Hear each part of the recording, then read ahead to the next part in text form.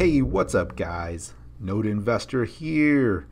We have an update for Bitcoin, but before I go through the charts, real quick recap. I have been primarily offline, haven't posted a video in a few days because I was on travel. I was at the Crypto Invest Summit in Los Angeles earlier this week. Had a good time, so I wanted to just share a little bit of the takeaways. There was a lot of discussion there. A lot of really interesting people, really cool people that I met there. But I want to just share some of the notable panels that I enjoyed, some of the discussion there very quickly, and then we will get to the chart. The Crypto Invest Summit was that basically what it sounds like. It was a cryptocurrency focused conference around various aspects from an investment perspective. There was a separate stage just for ICOs, so there was tons of ICO presentations done there.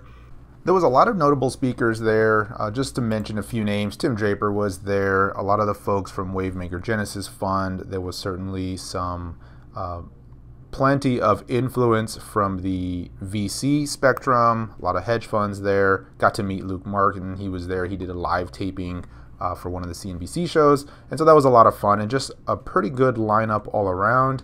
Very good presentations, very good discussion. One of the big topics, of course, is regulation.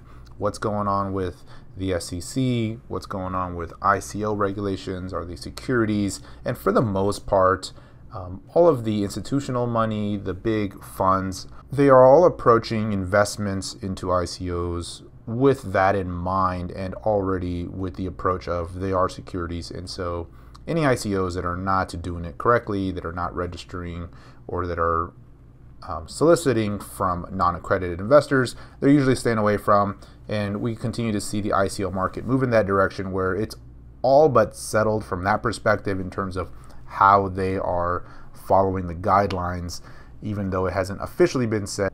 Clearly, we've seen the SEC step in. They've cracked down on ICOs that are selling securities, unregistered, unlicensed, and so forth. So that's pretty much there. I mean, that's already said and done. One of the big things that we're moving forward to, of course, is the tokenization of other types of assets. So beyond cryptocurrencies, you're going to see a lot of security type tokens. There was a lot of discussion around that. I'll link to this article here. Amy was one of the speakers there, along with some of the other folks in that space. And that was really interesting. You're looking at anything from tokenizing a venture capital firm to tokenizing real estate and different types of assets that are not necessarily cryptocurrencies. And this is a huge space. This is going to be where we see the next evolution of blockchain-based assets go.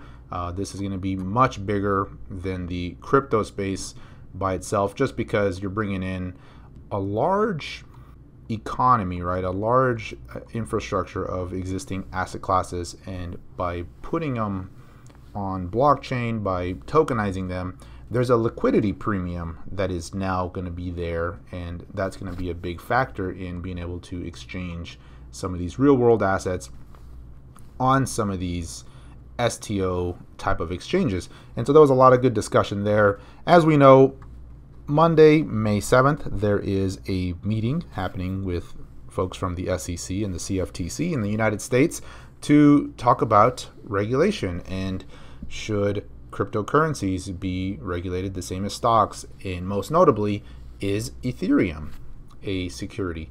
And there's some of the implications around that. So there's going to certainly be some anticipation there. Regardless of which way the discussions go, I expect we will see some volatility in the price as a result of those discussions. If it turns out Ethereum is not going to be treated the same as stocks, that could be potentially very positive. We could see a quick spike.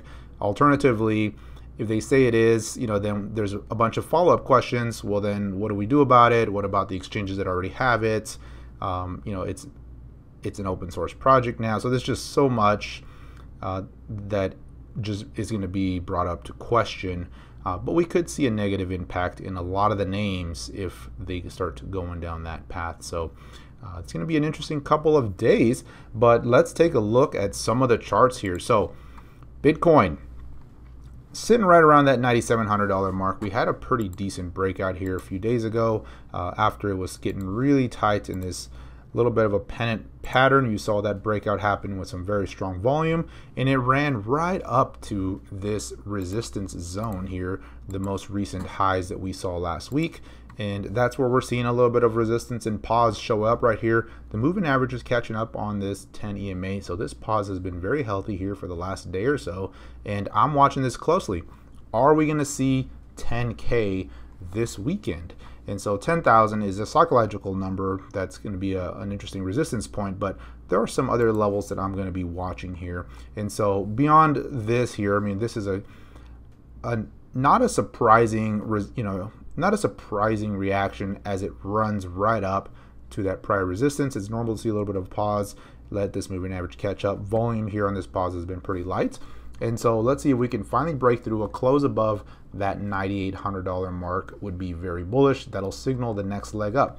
You can see that this little bit of a resistance that we're seeing here lines up with the resistance we saw in the past, the neckline of that double top that we saw form over February and March, and then the little bounce area. And so we've hit this point a couple of times, breaking above the next level of resistance beyond psychological 10K.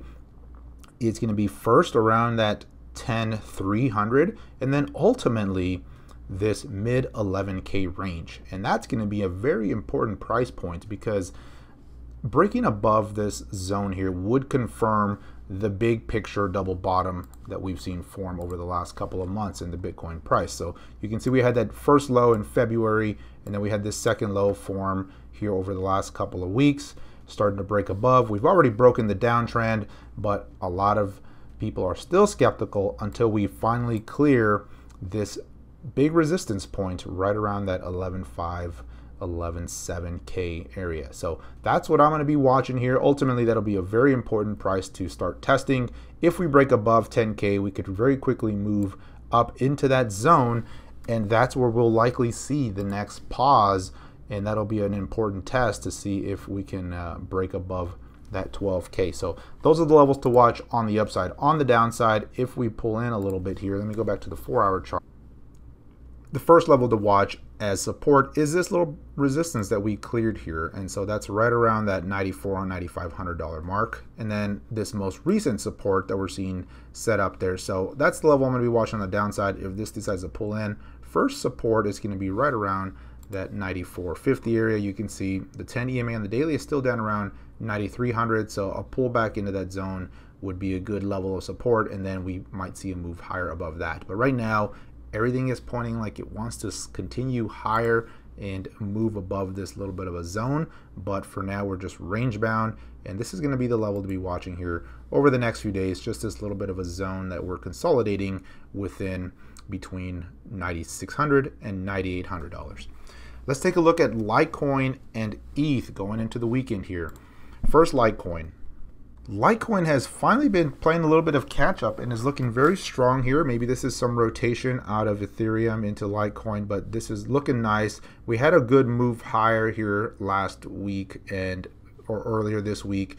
A little bit of consolidation, finally breaking above this downtrend that it's been in for some time. And you can see we've hit this point multiple times over the course of 2018, and now we're finally breaking above with some very good volume coming in. This is also a horizontal price point that it's moving above here. This is 170 mark, and so if we can see some more follow through here, that'd be very positive. Looking at Litecoin versus BTC, you can see it's also found a pretty good low. It's hit this point multiple times here over the last couple of weeks, and now finally moving up with some very nice volume coming in on the right side here. So I'm liking the action here. Let's see if we could finally clear this resistance it's been in here. This has been a little bit of a consolidation back and forth here for most of April. Getting above that level here would be very strong, very bullish, but right now the volume just looks very strong, and I'm liking the action I'm seeing, especially it corresponds with the break of that downtrend on the USD pair. So taking a look at Ethereum, this has been an outperformer versus Bitcoin for most of April, has had a very nice move, has outperformed Bitcoin by a factor of around 40 to 50%. And here we are kind of run into a little bit of resistance here. We've cleared this first level here. And the next level to look at is right here. And we're kind of that zone, right in a little bit of a middle zone there. We're also right above the most recent Fibonacci retracement level. And you can see on the daily, the RSI is up here near 80. It has gone from one extreme to the other during this move. It was very oversold going into the end of March, and we've had a very nice rally going into May now, and you can see the RSI is getting up there. Not necessarily a sell signal in and of itself, just know that this has been a strong move. We are running into a little bit of a resistance zone here, and so with the news coming in on Monday, we could see a little bit of pause and pullback action on ETH, but if it's positive, you could also see a short-term reaction higher to take it to the next level. The USD pair is one to watch as well, because it's showing some clear resistance levels that we're approaching here as well. So you can see going into that 800 zone, that's been a little bit of an area to watch. Above that, 880 is the level that I'm looking at, and if it can clear that and see some strong movement, we could go as high as 975.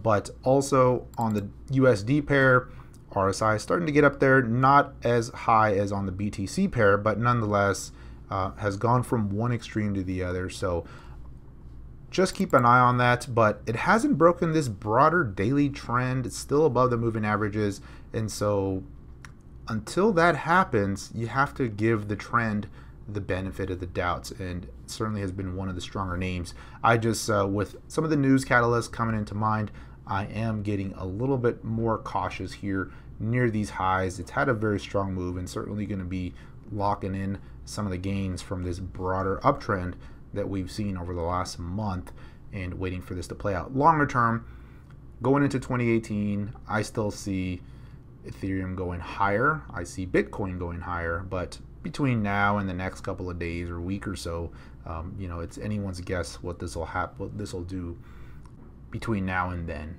So that's going to be it for today, guys.